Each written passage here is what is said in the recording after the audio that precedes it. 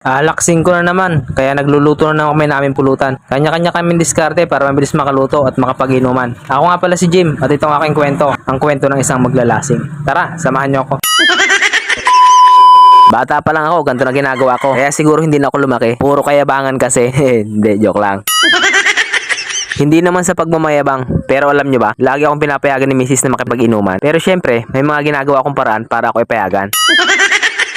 Kung gusto mong malaman yung mga diskarte ko kung bakit ako pinapayagan, panoorin mo ang video na to. Baka sakaling mayroon ka matutunan.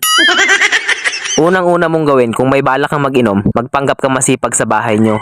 Magluto, maglinis, maglaba, magpanggap kang under disaya kahit totoo naman talaga. Isa yan sa mga basic technique ng nen na ginagawa ko para pag nagpaalam ay payagan ako.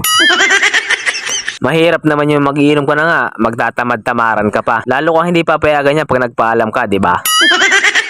Pangalawa sa ginagawa ko kung bakit pinapayagan ako ng aking Honey My Love So Sweet by April Boy Regino na mag-inom, syempre, ay binubusog ko siya. Hindi naman halata sa katawan niya, di ba? Hindi naman siya masyadong mataba di ba? Medyo lang.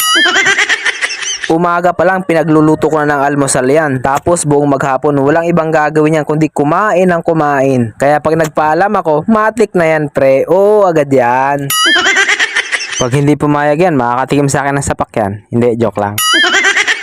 Pag nagsapakan kami nito, sigurado talo ako. Tingnan nyo naman ang laki ng braso. Minsan ko nang natikman ng sapak yan pre. Star-star ang tingin ko Pagising ko ng umaga, abay wari ko ube ang mata. Dito naman talaga sa amin ay ako ang batas, pero siya nagpapatupad.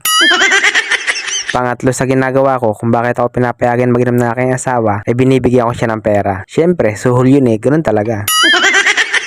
Pero di ko naman binibigay lahat. Nagtitira din ako ng pangambag sa inuman, di ba? Mahirap na, baka masabihan tayo ng ika ng hindi ka nabi. Wala siguro babaeng hindi papayag na mag-inom ang asawa kapag binigyan ng pera. Kahinaan nila yan Pero kapag ginawa mo na lahat ng sinabi ko at hindi ka pa rin pinayagan, ay naku boy, palitan mo na. Palitan mo na yung mga kaibigan mo. Maghanap ka na hindi magiinom. Ayan ho, at luto na. Atin ang titimusan itong ating nilutong dinugo ang puso na may kaunting dugo at saka bituka ng baboy. Kanina pang init na inip itong dalawang ito sa aming nilulutong dinugan kahihina naman sa inuman. Ang malakas lang naman na yabang, lalo na pagbabaya ang usapan. Maigi na lang at ako hindi naging babayero. Kung nagkataon, ay nako, huwag kayong pipiho. Kuwares naman ay nabagyaw. Kung ako naman hindi pinayagan ni Mrs. mag-inom ngayon ay nako, ay siguradong maghahalo ang puti sa dikolor. Sasama ng lasa kong ahot lusong ng lalamunan sa tagal lang hindi nasasayaran ng Jen. Akala yata ng mga babaeng ganyan ay madali mag-inom. Hindi nila alam ngibit na nga pag inainuman dyan sa sobrang pait.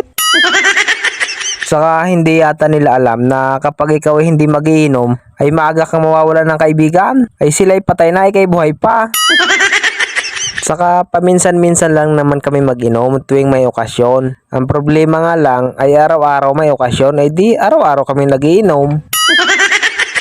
Saka, di bali na mag-inom, wag lang naman babae. Pero kung pwede naman pagsabayin, sige.